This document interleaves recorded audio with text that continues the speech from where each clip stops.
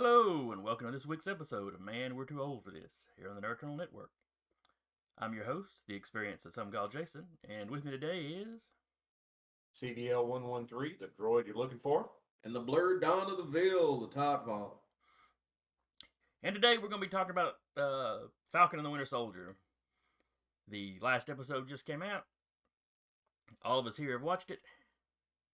And needless to say, this is going to be some spoiler-filled stuff. Yeah, it's been almost a week. They ain't watched it by now, they ain't watched it. If they haven't watched it by now, they're not a real fan. They haven't watched it by now, they end up like Tarkin gets sent to your room. Go to your room! So anyway, spoiler warnings in effect. Alright. Danny, what'd you think of it? Just your general overall. General overall, I enjoyed it. I liked how they handled the wrap up of the season, I guess you would say.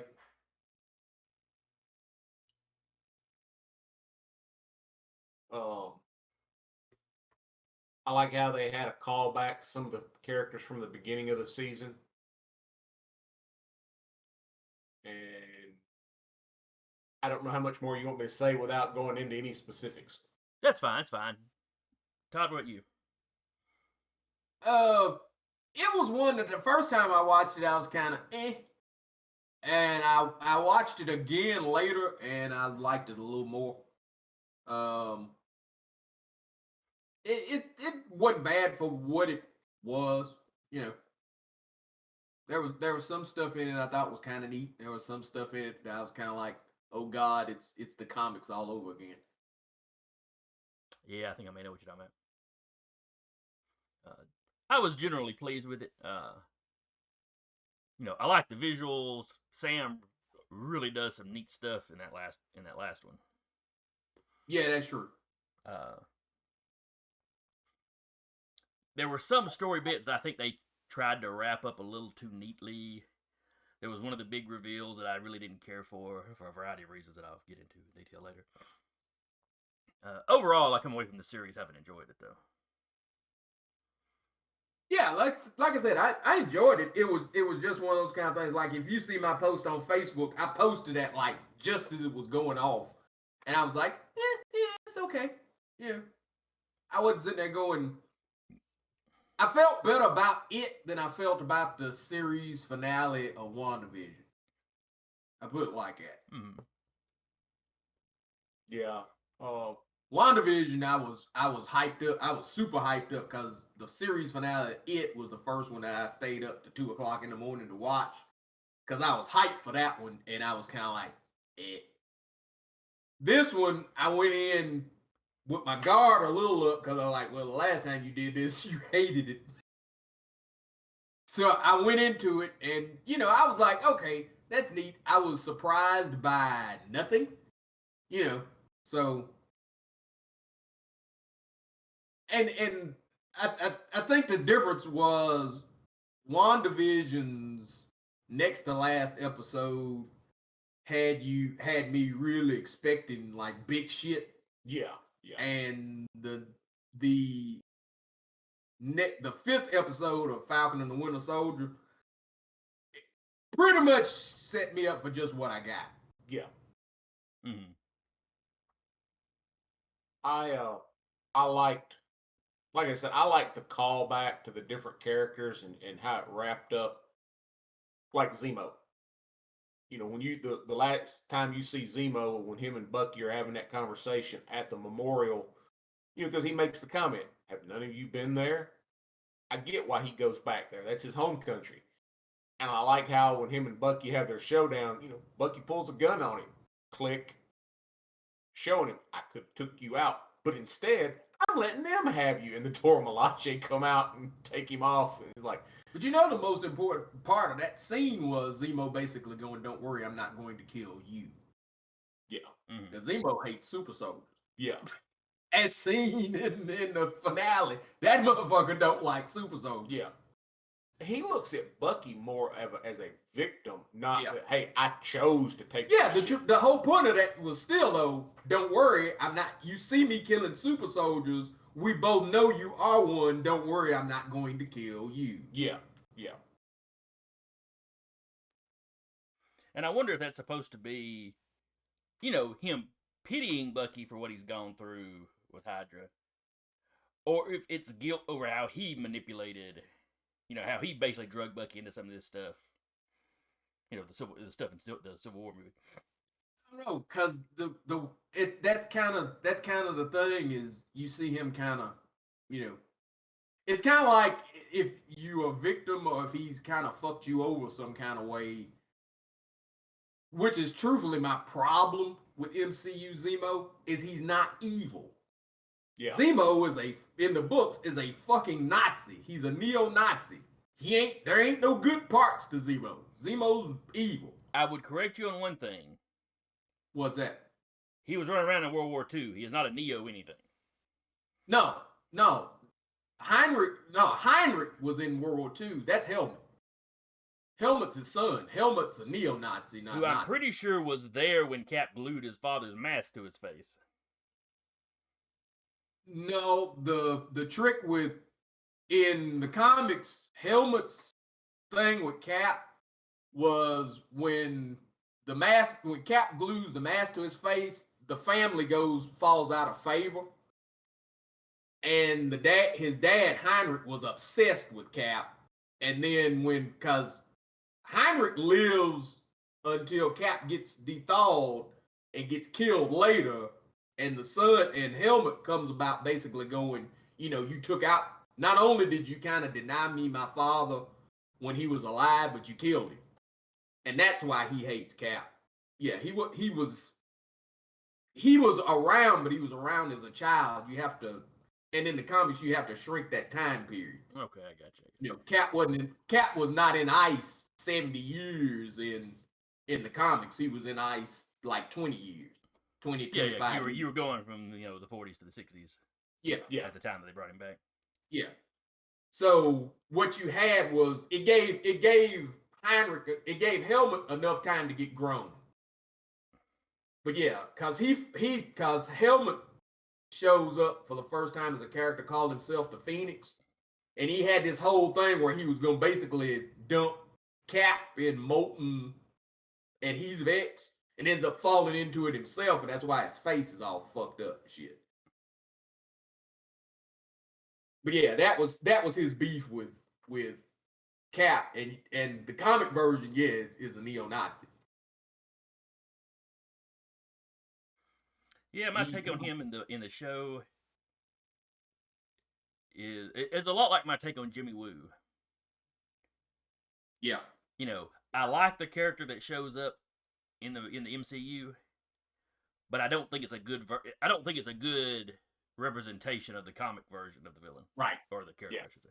Yeah, I don't dislike Zemo, because truthfully, out of the MCU villains, he's the most successful. Yeah.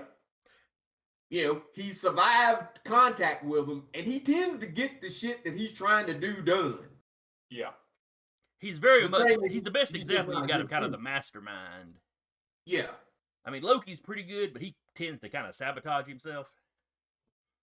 And the thing is, Loki doesn't get his job done, and Loki has died 2-3 times? Yeah, something like that. Who's He counting? fell off into abyss. He gets stabbed, and he got his neck cracked. Loki don't get what he wants and live. Zemo gets what he wants and survives. He was trying to break up the Avengers. He broke up the Avengers. He was trying to get rid of super soldiers. That motherfucker got rid of a shit ton of super soldiers in there. Yeah. Mm-hmm. Yeah. Not Even necessarily all of on them. the raft. Yeah. Like I said, I'm like Jason. I like the character, all right, but he's not a good representation of who he's supposed to be. Yeah. Because they've yet to have him do something that was just flat out evil. Yeah. Well, if you go back and look at the Cap movie where they introduced the Red Skull, he's truly the only Nazi I'm evil because I'm evil character that you've had. Everybody else that they've introduced as a bad guy has an agenda, whether it be personal, political, whatever. But there's been no just definitely true evil other than the skull. Because Yeah, all of them Zola. Yeah. Zola's. He just Well, wasn't the. If you ran into him physically, he just wasn't a scary villain. But he was amoral and all that jazz. His, you can argue, was he did it because of science. His was curiosity of, hey, yeah, but can I do this? Yeah, but Joseph Mengele is still a bastard. Yeah, that's true. That's true. Yeah, Zola is still evil. Yeah. Well, I'm saying with Zemo is damn near like Bucky. He's almost a victim. Because it's one of those, hey, I lost my family, and I ain't handling the shit well. Mm-hmm. Yeah. I want revenge on the people that I hold responsible for killing my family. He's the collateral damage that, don't look is basically going, I ain't collateral damage. Hell, you fucked my life up. Yeah. Kind of the way that they pushed with Walker. Okay, you killed my best friend and my partner. Yeah. I'm coming for every one of you. Yeah. I only got one the first day, but I'm coming for the rest of you, whether they took my title or not. And that was kind of my thing with Walker, is everybody's like, well, he's evil. No. He ain't evil. Kind of an a-hole. He was kind of an a-hole to begin with. But even that, hell, when you listen to the conversation that he's having with Lamar, he got PTSD like a motherfucker. Something happened to him in Afghanistan that you can tell he like Bucky. He's still having nightmares about. Yeah. And then because when they're talking about when he's asking Lamar, if you had the chance to take the serum, would you take it? And he's like, hell yeah. Because think of how many people we could have saved if we'd been like that. Yeah. To me, with Walker, it came down to the thing of, okay, you have this outstanding soldier. We're going, who went through this. He's got PTSD, but he's not being treated for it like a lot of soldiers that come through war. And then all of a sudden, we're going to add this additional responsibility on top of the plate. We're giving you the title Captain America, and we're handing you this suit, and you're going to be the guy that is the face man for America and freedom. Congratulations! Don't fuck it up. And then what happens? He's thrown into a situation that he's really not trained for. I mean, okay, we're gonna teach you how to throw a shield. We're gonna teach you how to stand there, and look, stand tall and smile. Well, he was a figurehead. Yeah, they used him as a figurehead. But they didn't go, okay, let's treat the issues that you've already got. They just threw him deeper into the deep end. They didn't go, before we make you Captain America, let's fix what's wrong with you. Yeah. And then and fans hated him just because he wasn't Steve. Yeah. That was the kind of thing. It was like, well, he ain't shit. He's this. Well, he ain't Steve. Mm-hmm. But even Walker, when they go, well, he was evil. Now, he was never evil. He was, truthfully, if you want to be honest, he still had the thing about, which is, again, is something different in the comics. He was still better than the country because he wasn't a fucking bigot. Yeah. Yes, that's the thing with Steve. He's always been better than the country he represented. And in the MCU version, Walker was better than the country he represented. Where in the books, Walker was kind of... Well, in the books, Walker was shady because when he was the super patriot in his whole thing to basically ruin Captain America, is Lamar and two other their buddies were the Bold Urban Commandos, and they would have them like they attacked foreigners, they did all kinds of shit, and then Walker would come in as the super patriot and like run them off. Yeah. So Walker was shady. That was the trick to Walker. Is Walker in the books, he was a villain. He was a tad on the shady side from jump. And then when they made him Captain America, he tried to kind of be a little better. And then when the the two Bold Urban Commandos did a press conference and gave away his secret identity, and then you had the watchdogs kidnap and kill his parents. That's when he snapped and was crazy and would talk to his dead parents like they were still alive, and that's when he started killing villains. Yeah. Is his mercy went out the window with that. Yeah, the last bit of humanity he had was gone. And that's kind of what you saw in the show when Lamar dies, is like that hold me back was gone. Yeah, he just snapped. The trick was he didn't stay in that state necessarily. No. He snapped, he chased that one guy down, and and he killed the dude on camera. He had heat for Carly because that's who literally killed his friend. But you didn't see him doing other people like that, where in the books, he killed the people that killed his parents, and he just kept killing. Yeah. If you showed up and he fought you, he beat Professor Power to death in the books, and that dude didn't have shit to do with his parents. It was just, he became a lethal Captain America. Yeah. Which they had neither the example nor the time for that in that show. Yeah. The person that he killed, I'd have killed his ass. Hell, when he took off after him, I was sitting there watching the thing going, don't let that fucker catch you. Whoever he catches is gone. Yep. That's in the heat of the moment. Dude, that shit, I'm gonna fall down and beg for now. Your ass is dead, bro. You better fight that son of a bitch or run like hell. That's the two choices you got. Yep. But that was the scene in the last episode where they clearly they've got some plans for U.S. Agent. Because you have that scene where he sees Carly getting away and he sees all those people about to die, and it's like, and you see him kind of grit his teeth like, yeah. But then he makes the right call, where Book Walker, it would have been a lot more up in the air. No, Book Walker would have just went after her. He would have been like everybody else, be damned. Up in his early appearances, yeah. Since then, it would depend on the writer. Yeah. He has fluctuated a lot over the years. Yeah. Book Walker goes kind of back and forth. He ain't stable. Yeah, that's the trick. He just ain't really stable.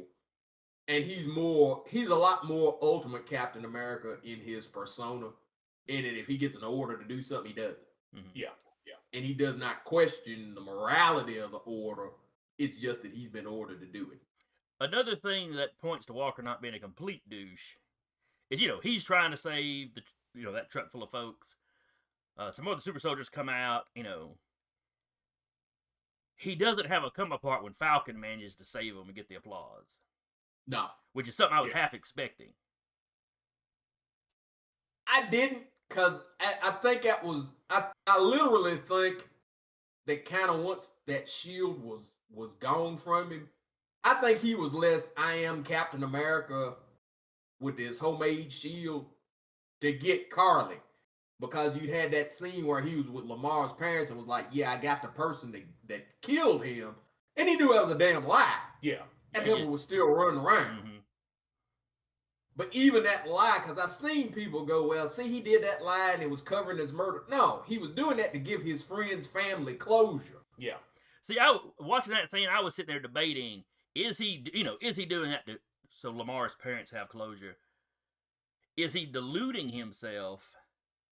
Or is he just covering? Because, he's been a little back and forth, and I don't know how crazy he is. Yeah. There's an argument to be made either way. Mm-hmm. Truthfully. Because, like, when he tells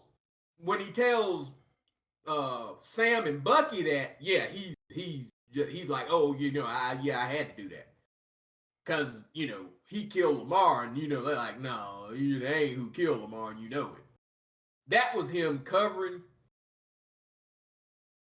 But when he tells that to Lamar's family, that could truthfully go either way. Mm-hmm. See, personally, I think he was trying to give them some closure that he couldn't get for himself. He's like, I'll bear this weight, but I want y'all to sleep at night thinking, hey, your son found justice. And then his goal when he made his little shield was I'm going to make this lie the truth. Yeah, and when he put his Medal of Honor inside that shield, that way every time he raised that shield up, he was looking, it was like a reminder, hey, I was once an honorable man and did the right thing for my country, still have that responsibility. And when the shield comes back, his homemade shield gets battered and dented and all that, and he drops it and it's ruined. To me, that was kind of like, I'm not the same honorable man that I was when I earned that medal. I've got to become that man again. It was truthfully, I looked at that as him letting go of the weight of Captain America. Yeah. Well, that was his thing. I'm not that man anymore. Mm. I need to be, but I'm not. My take on it was that was kind of symbolically him letting Carly go. Not that he wasn't going to go after her again, but that maybe the revenge aspect of it was gone because he throws the shield down like that when he goes to save those people. Yeah. But I'm real curious to see what they do with him in the future. I hope they've got plans for him. Yeah, I am too. And Wyatt Russell played the fuck out of him. Yeah. Mm-hmm. Yeah. Oh yeah, because like when he's snapping and kills that guy, just him standing there, you can tell that MFer is crazy. Well, I told y'all when all this started, and we were talking about who was playing the U.S. agent and everything. I told you, I've seen him in other roles, and when he plays them, he's like his dad in the young days. He plays them roles to the hilt, and you believe that when like, oh, you're Sergeant so and so. Okay, I can believe that because I'm Captain America. Okay, I can believe that. He just has that persona like his dad did. So. But I think it was well acted. I think his part was well written. Mm-hmm. Yeah. I would like to see him in other stuff. Yeah. One of the callbacks, I'll go ahead and mention this while it's on my brain, was at the end when Sam goes and gets Isaiah and carries him to the Smithsonian, where you got the World War II Captain America thing, and he rounds the corner and you got that statue there. To me, when that happened, I'm sitting over there, just this big stupid grin on my face, and Jennifer's like, "Why are you smiling like that?" I said, "Because he's finally getting his due." I said, "It wasn't in the books. It wasn't until Wakanda gave him citizenship and said, 'Hey, you are a hero,' that he got his due."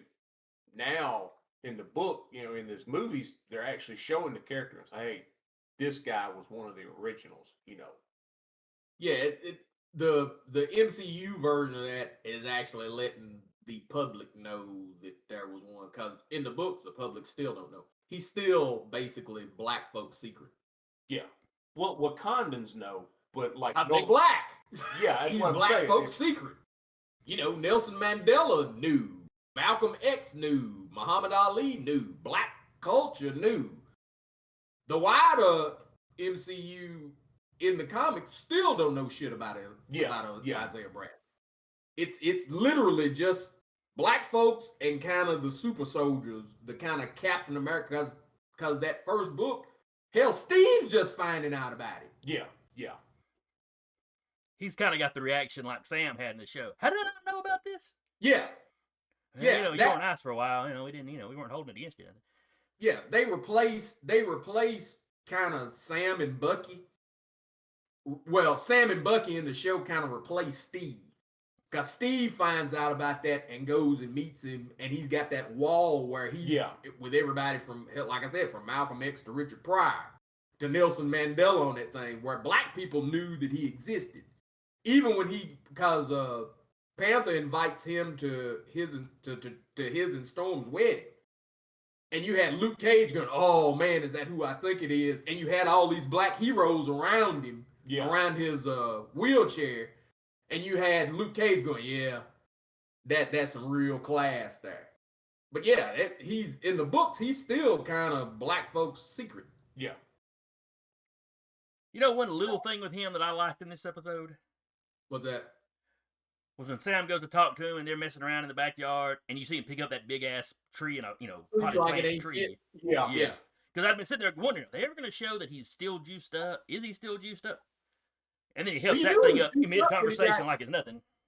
Yeah, you knew he was still juiced up because that the first time you see him when he's telling Bucky and Sam to get out, He's like, get out of my house, get out of my house. He takes whatever he has and throws it and embeds in the wall. Oh, I had forgotten about that part. Yeah. Yeah. But yeah, I like that scene too, because that tree you could tell was some heavy shit. He picks it up like it ain't nothing and sits it on the thing. It's like, God damn. Well, when that happened, where Jennifer and I are in the process of flipping Papa's old house to move into it, you had some neighbors across the road that had some yard work done, a couple of weeks back, and they planted some trees.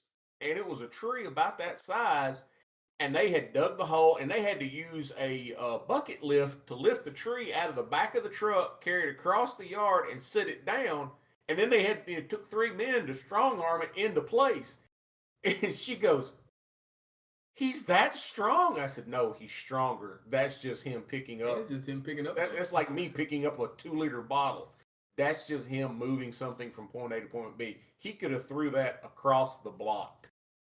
And she's like, "Wow." I'm like, "Why do you think when Cap is holding that helicopter back on the landing pad from taking off, people are like, 'Holy crap!'" Hell, Bucky takes that damn compressor off the thing. Yeah. Like, we're gonna have to get a crane. He's like, "You're welcome." And That is truthfully a problem I have with the MCU, though. Is it made Cap's kind of normal villains too weak to fuck with? Yeah, they really amped the super soldiers up a little too much. But well, I've always got the impression that Cap held back, just like Spider-Man. Because think about it, a lot of Spider-Man's guys, what Jason is saying, Batroc the Leaper ain't shit to Cap, because Cap can pick up a firewalled helicopter. Yeah. There ain't a kung fu skill on Earth that's gonna let you win a fight with somebody that damn strong. No.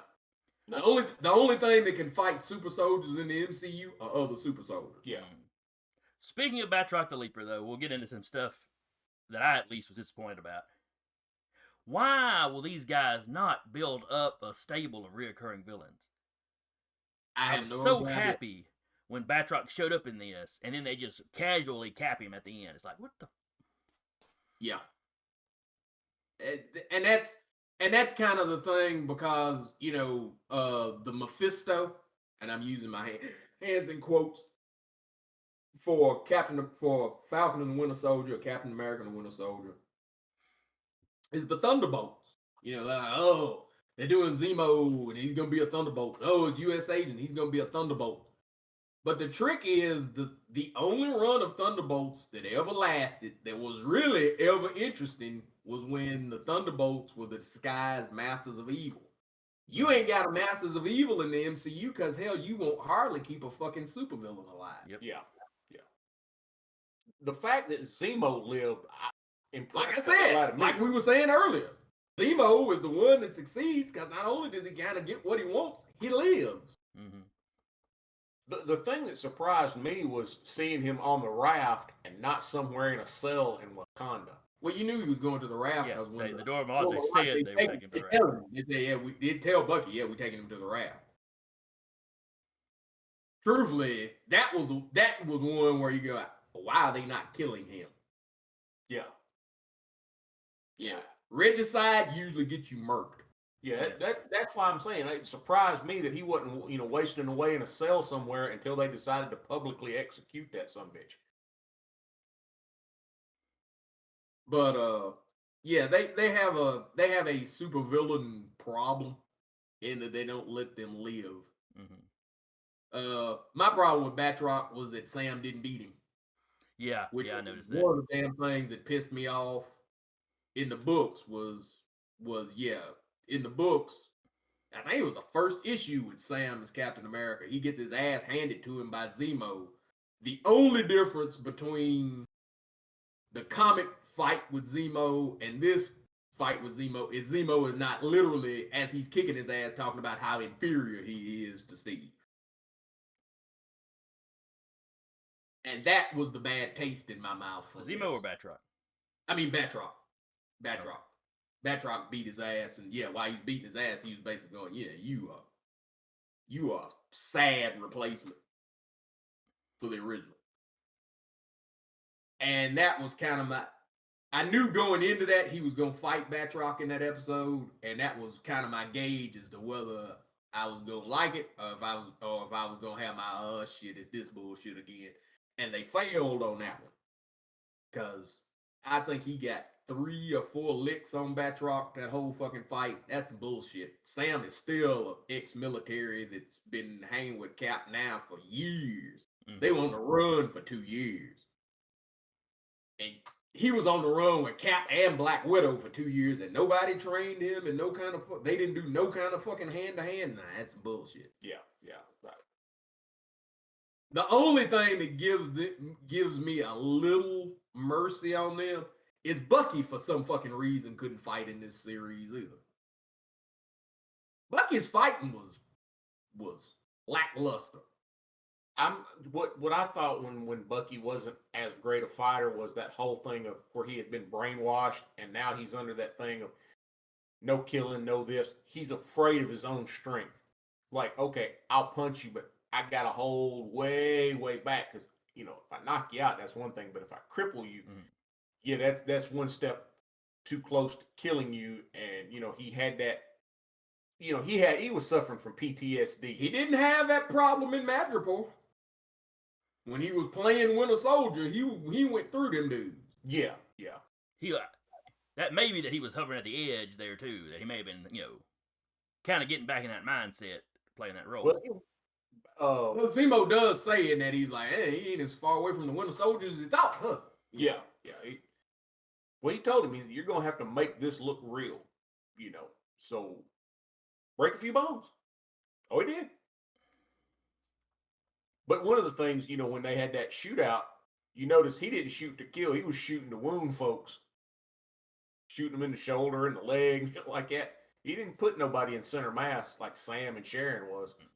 Just as an aside, anybody else notice that these knockoff soldiers clearly didn't have as good a formula? Yeah. Because Steve healed a lot better than any of Carly's crew. Yep.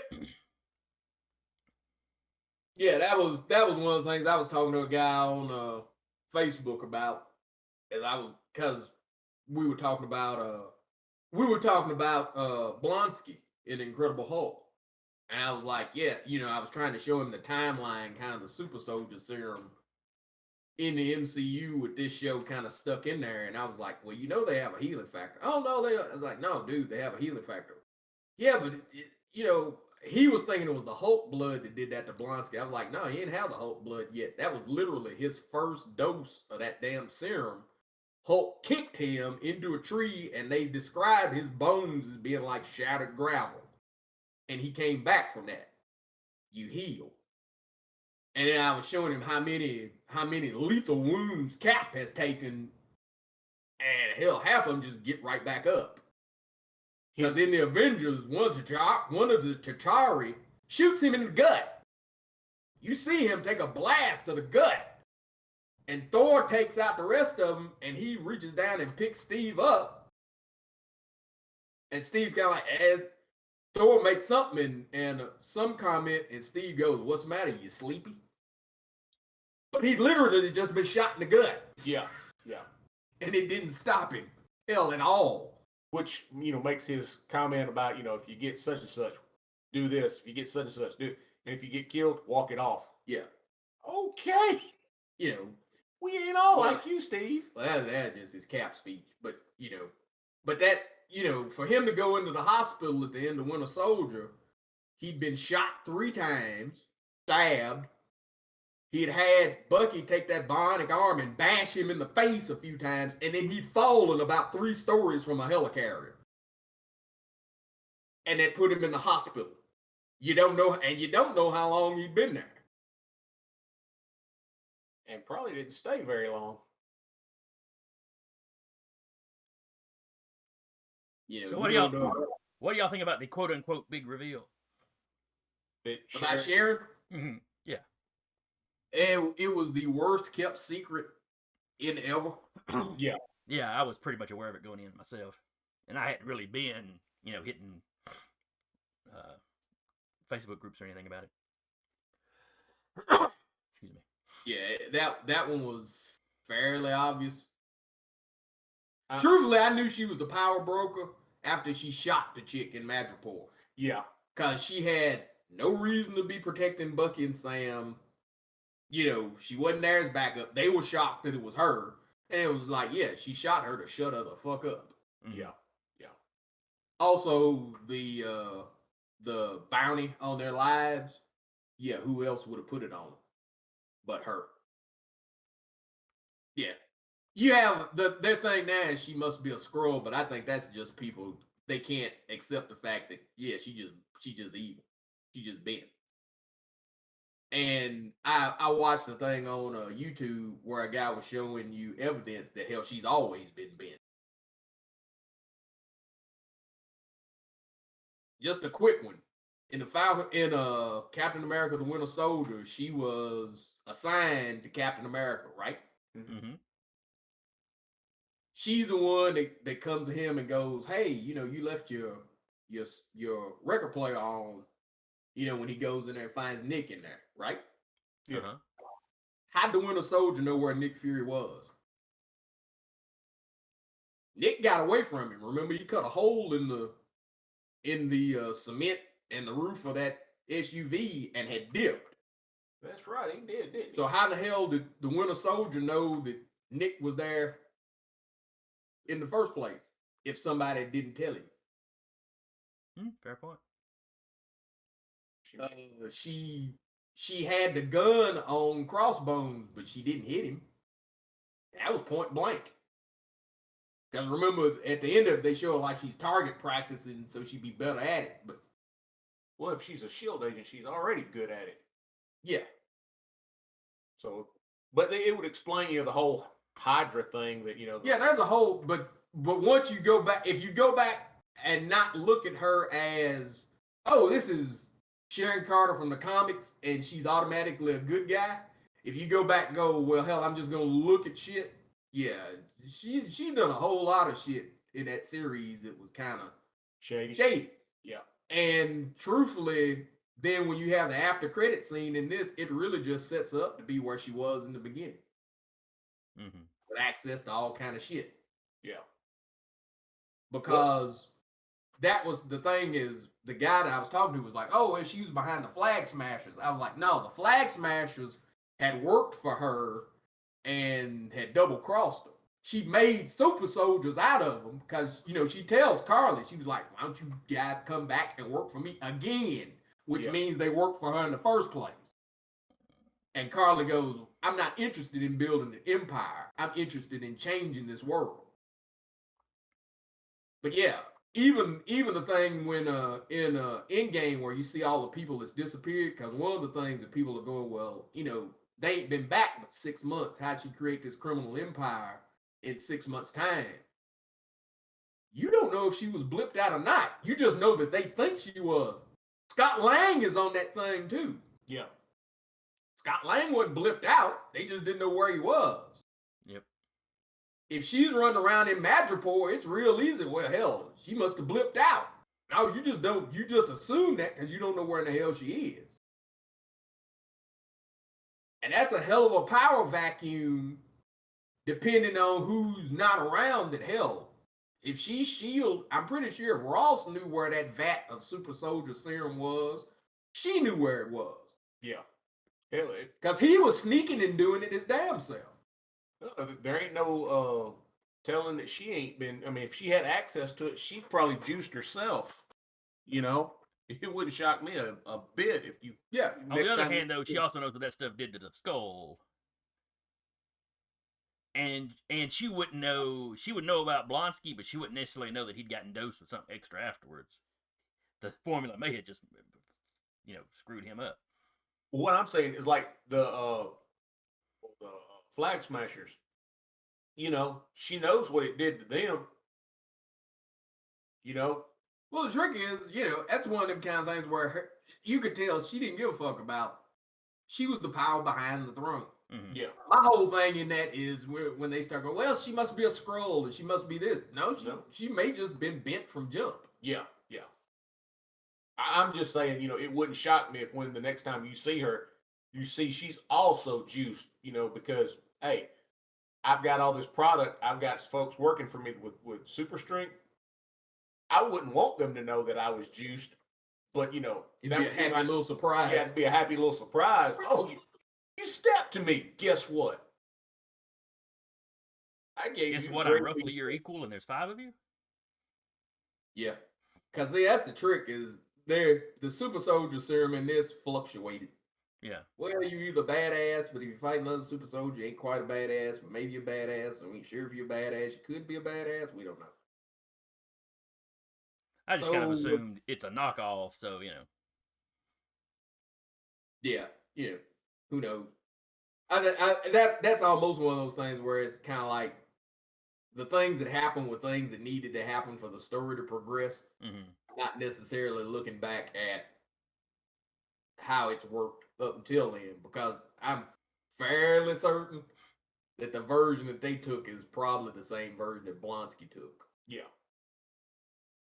Because that was the whole thing when they had the scientist and he's talking about, well, I've improved it. You don't have to go through all this, basically the Vita Ray treatment and all that. Yeah, Blonsky didn't go through all that shit neither. They just gave him shots of it in his muscles and in his bones. Yeah. And he didn't have an ill effect until he took another dose of the shit. Yeah.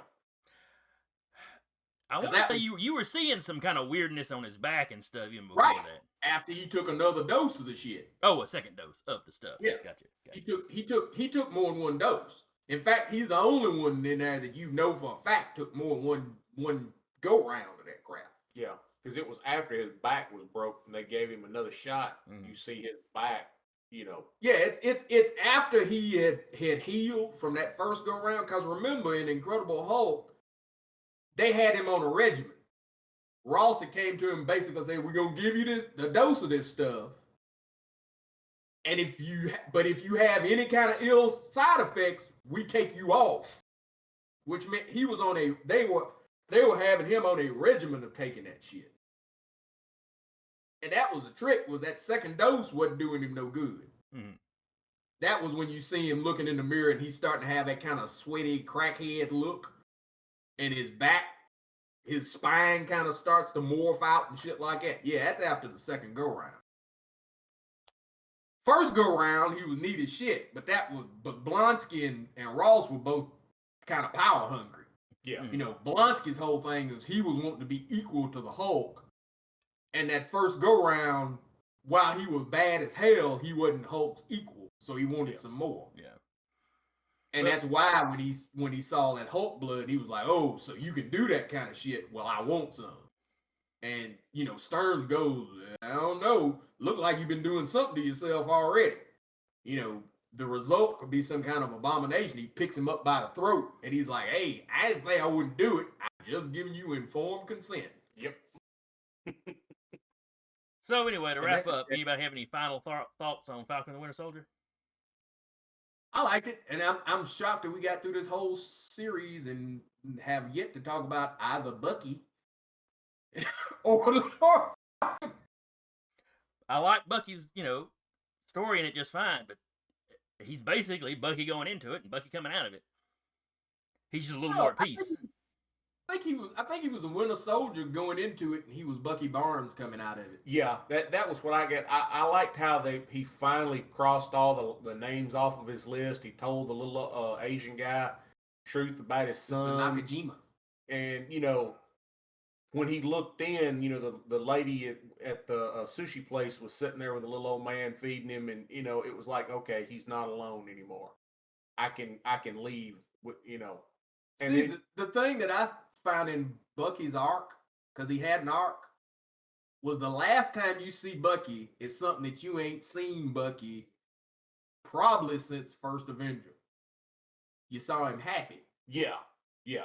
You've never seen Bucky happy, but he's there at that cookout with Sam and shit like that, and he's happy. Yeah, they both have smiles on their faces. He's playing with the kids are hanging on his body, he's standing there, shit like that. And he's like, you just having a conversation. You see him happy. Yeah. So that's kind of his arc. Yeah.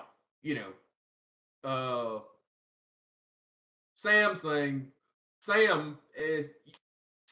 is kind of gone from, I guess, hell.